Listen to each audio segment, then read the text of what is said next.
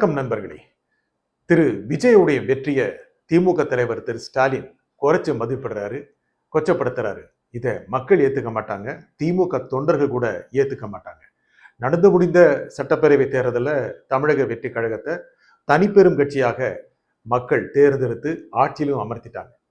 இதை திமுக, அதிமுக போன்ற கட்சிகள் நிச்சயமாக ரொம்ப குறை சொல்லி வர்றாங்க. திமுகவை பொறுத்த வரைக்கும் ஆட்சிக்கு வர வேண்டாம் அப்படின்னு மக்கள் தோற்கடிச்சிருக்காங்க. ஆனா திமுக அப்படி ஒரு சாதாரண கட்சி இல்லை, மீண்டு வரக்கூடிய சக்தி வாய்ந்த கட்சி. திரு விஜய் வெற்றி பெற்றதற்கு காரணம் என்ன? அவருடைய சினிமா புகழ், அவருடைய முதல் தேர்தல், உண்மை என்ற நிலை, தமிழகத்திற்கு நல்லது செய்வார் என்று மக்கள் நினைத்தது, மாற்ற வேண்டும் என்று மக்கள் விரும்பியது. ஆனா திமுக தலைவர் திரு ஸ்டாலின் ஒரு கூட்டத்தில் என்ன சொல்லிட்டாரு? இன்ஸ்டாகிராம் மூலமாகவும் குழந்தைகளை வைத்தும் இந்த கட்சி வெற்றி பெற்று விட்டது அப்படின்னு சொல்றாரு. அப்படியாங்க மக்கள் ஓட்டு போட்டுருவாங்க? இன்ஸ்டாகிராம்ல வரதெல்லாம் நம்பிடுவாங்களா? ஓட்டு போட்டவங்க எல்லாருமே இளைஞர்களா? குழந்தைகள் சொன்னா பெரியவங்க கேட்டுக்குவாங்களா? அந்த மாதிரி நடக்குமா? அந்த மாதிரி சொல்றது சரியா? உங்க கட்சிக்காரங்களுடைய வீட்டில் இருக்கிற குழந்தைகளுடைய பேச்சை கேட்டுதான் உங்க கட்சிக்காரர்களுடைய பெரியவர்கள் ஓட்டு போட்டாங்களா? உங்க கட்சிக்காரர்கள் பெரும்பாலானவர்கள் ஓட்டு போடாம ஒரு கட்சி, புதிய கட்சி ஆட்சிக்கு வந்திருக்குமா? இதை பொதுமக்கள் உணர்றாங்க, உங்க கட்சிக்காரங்களும் உணர்றாங்க. ஆனா திரு ஸ்டாலின் என்ன சொன்னாரு? என்ன நடந்தது அப்படிங்கிறதுக்கு ஆராயறதுக்காக 38 பேர் கொண்ட குழு அமைச்சாரு. பல்வேறு இடங்கள்ல அந்த குழுக்கள் ஆய்வு நடத்திட்டு இருக்காங்க. அந்த குழுக்களுடைய ஆய்வுகள்ல பல்வேறு விதமான முடிவுகள் வெளிவந்துட்டு இருக்கு. முக்கியமாக கட்சியில் இருந்த மூத்தவர்கள் இளையவர்களை வளர விடவில்லை அப்படின்னு புகார்கள் சொல்லப்பட்டிருக்கு. அதே மாதிரி திமுகவை சார்ந்த, திமுகவுக்கு நெருக்கமான ஒரு குடும்பம், திமுகவுக்கு நெருக்கமான ஒரு அமைப்பு வேட்பாளர்களை தேர்ந்தெடுத்தது, வேட்பாளர்கள் பற்றிய கருத்துக்களை சொன்னது, இது எல்லாமே தோல்விக்கு காரணம் அப்படின்னு செய்திகள் சொல்லுது. முக்கியமாக பிஎன் பெண் நிறுவனம் திரு சபரீசனுக்கு சொந்தமானது. திரு மு க ஸ்டாலினுடைய மருமகன் அவர். அவருடைய ஆதிக்கமும் கட்சியில் இருந்தது, அதனாலும் தோல்வி ஏற்பட்டது அப்படின்னு கட்சியிற்கு நிறைய பேர் சொல்லியிருக்கிறதா தகவல் வருது. இதெல்லாம் வீணாக பரப்பப்படுகின்ற அவதூறு அப்படின்னு பெண் நிறுவனமும் கருத்து சொல்லிட்டு இருக்கு. ஒரு ஜனநாயக நிலை, மக்கள் எல்லா தேர்தலையும் ஒரே மாதிரி வாக்களிக்க மாட்டாங்க. தமிழக மக்கள், முக்கியமாக இந்திய மக்கள் மிகவும் சிந்திக்கக்கூடியவர்கள். முக்கியமாக தமிழக மக்கள் மாறி மாறி திராவிட கட்சிகளுக்கு ஓட்டு போட்டாங்க அப்படின்னா ஒரு மாற்று, சக்தி வாய்ந்த மாற்று வரவில்லை.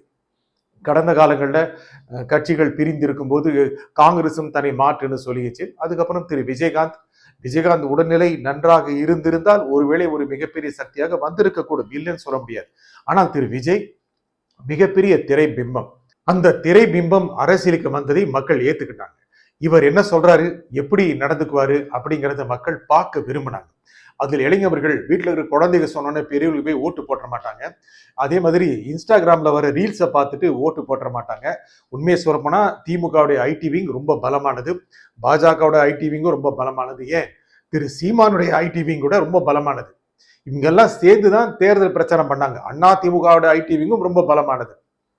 இந்த ஐடி விங்கெல்லாம் தராத ஒரு பாதிப்பை, இன்ஸ்டாகிராம் ரீல்ஸ் எல்லாம் கொடுக்காத பாதிப்பை, ஷார்ட்ஸ் எல்லாம் கொடுக்காத பாதிப்பை விஜயோட கட்சி தமிழக வெற்றி கழகம் மட்டும் கொடுத்துருச்சு அப்படின்னு சொல்றது ஏற்புடையதா இல்லை.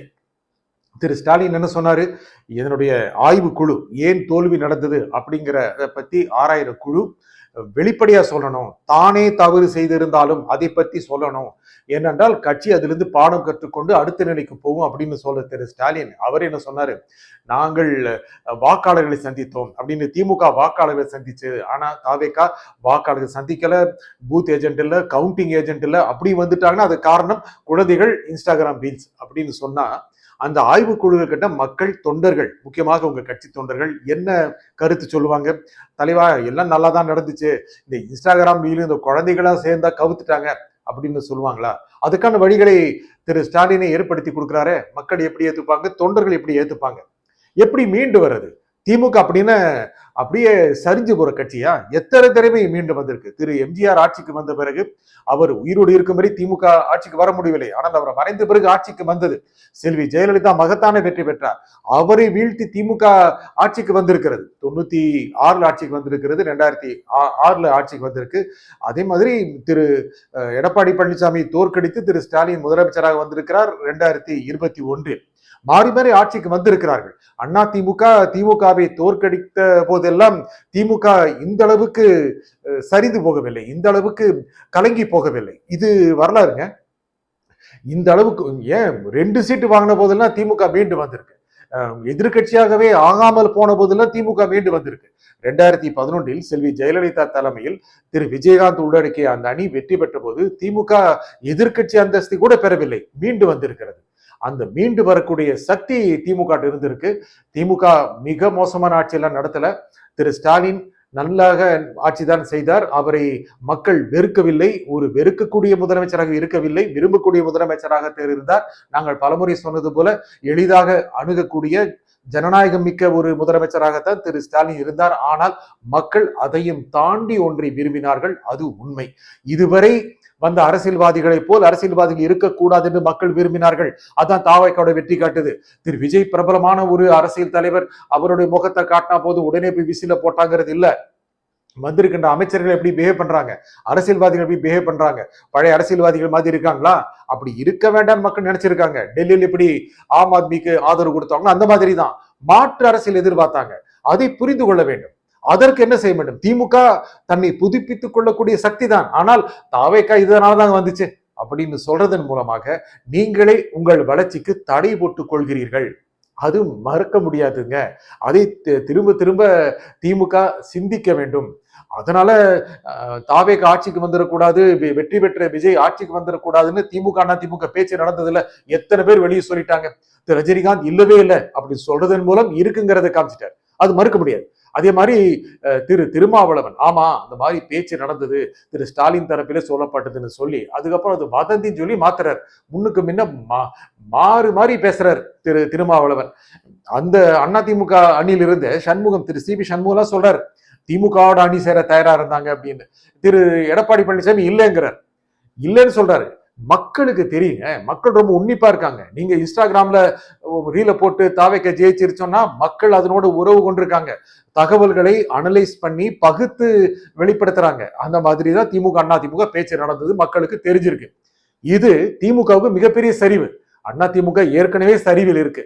ஒரு கட்சி வரக்கூடாது என்று 2 கட்சிகள் மாறி மாறி 2 கட்சிகள் முழுக்க முழுக்க முரண்பட்ட கருத்துக்கள் கொண்ட 2 கட்சிகள் ஆட்சிக்கு வந்தால் அல்லது 2 கட்சிகள் ஒன்று சேர்ந்தால் என்ன ஆகுங்கிறதுக்கு வரலாறு காட்டியிருக்கு. 1989 காங்கிரஸ் வந்துவிடக்கூடாது என்பதற்காக பாரதிய ஜனதா கட்சியும் இடதுசாரிகளும் விபி சிங் அரசுக்கு ஆதரவு கொடுத்தாங்க. அதே மாதிரி அதற்கு பின்னாலும் கூட பாஜக வந்துடக்கூடாது அப்படிங்கிறதுக்காக காங்கிரசுக்கு இடதுசாரிகள் ஆதரவு கொடுத்துச்சு. இது மாதிரி நடந்தது இல்ல, எந்த தடவை நடந்தது? 2004 கூட அந்த மாதிரி எல்லாம் நடந்தது. 2 முரண்பட்ட சக்திகள் வேறு ஒருவரை விலக்கி வைப்பதற்காக ஒன்று சேர்ந்தால் அந்த சக்திகள் பலவீனம் அடைந்திருக்கின்றன. தேசிய அளவில் பார்த்திருக்கிறோம். காங்கிரஸ் இடதுசாரிகள் இன்னைக்கு எந்த மாநிலத்திலும் ஆட்சியில் இல்லை. அந்த மாதிரி தான் தோற்ற பிறகு தன்னை புதுப்பித்துக் கொண்டு திமுக ஒரு எதிர்கட்சியாக பலம் பெற வேண்டும். திரு விஜயை வீழ்த்துவது எப்படி அப்படின்னு நினைச்சா அது சொந்த வீழ்ச்சியாக முடியும். இதை திமுக உணர்ந்து கொள்ள வேண்டும், திரு ஸ்டாலின் உணர்ந்து கொள்ள வேண்டும்.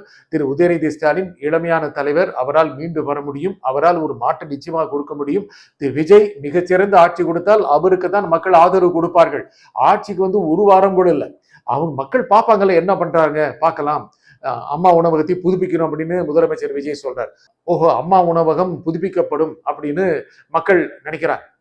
அம்மா உணவகத்தை புதுப்பிக்கிறோம் அப்படின்னு திரு விஜய் சொன்னதை மக்கள் ஏத்துக்கிறாங்க, நடக்கும் அப்படின்னு நினைக்கிறாங்க. இன்னும் பல விஷயங்கள் கொஞ்சம் என்ன பண்றாங்க, எப்படி நிதி நிலைமை இவங்க சமாளிக்கிறாங்க, கொடுத்த வாக்குறுதிகளை காப்பாத்துறாங்களா, மக்கள்கிட்ட எந்த அளவுக்கு டிரான்ஸ்பரண்டா இருக்காங்க, அந்த பழைய அமைச்சருடைய பந்தாக்கள் எல்லாம் எப்படி இருக்காங்க, இதெல்லாம் மக்கள் பார்த்துதான் அவங்களுக்கு ஆதரவு கொடுக்கறதா வேண்டாமான்னு யோசிப்பாங்க.